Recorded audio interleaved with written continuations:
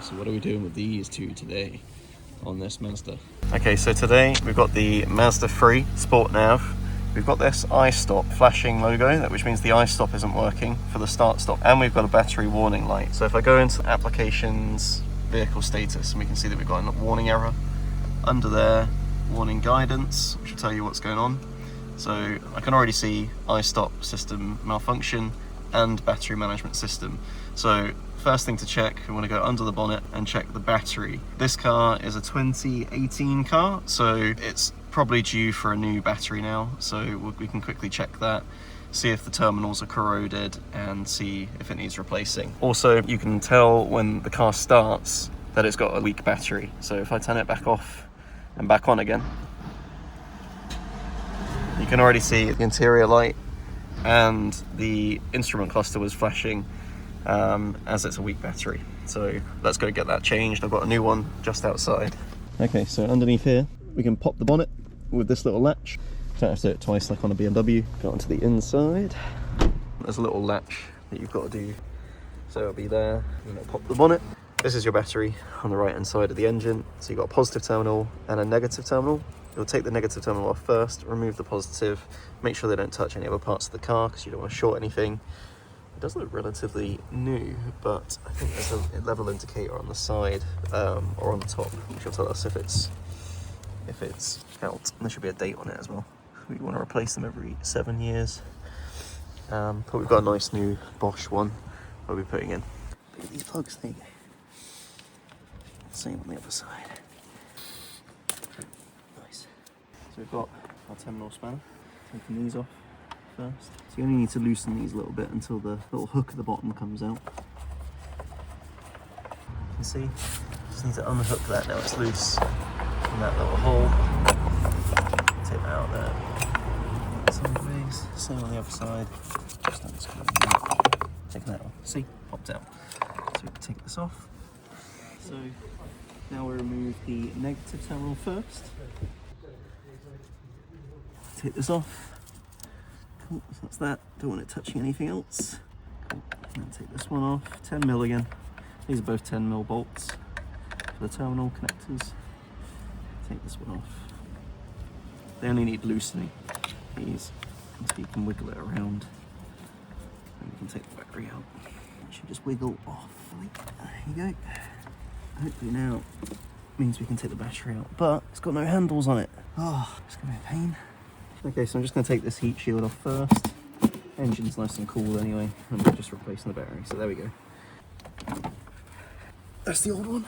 So hopefully when I wiggle it, you can see it's actually near the upper level. Can't see any dates unless it's that one, 31/07/16, which probably suggests that this is the battery that came with the car, if that is the date. Usually it's stamped on the terminals, but these are covered in corrosion, so can't see that. Can't see any other date on it, but we can replace it anyway. Firstly, actually, we will clean up your terminals. So, get a bit of this bicarb. Don't need much. Well, probably a bit too much. Make sure I don't get any corrosion in there, because the partner won't be happy when she makes cookies. And then a bit of water. Dissolve it down, get mixed into the brush. Clean on the inside, clean the underside. Rub off some of that corrosion, just so you get a good contact. Same on this side. That brush in there. Be better with a toothbrush, really. So look how I'm doing it. You have to make sure you go on the inside of the connector. And just do a bit on the top, just make it look a bit nicer. That should. It looks a bit better. Yeah. Let's clean that up a bit. Tray's looking alright.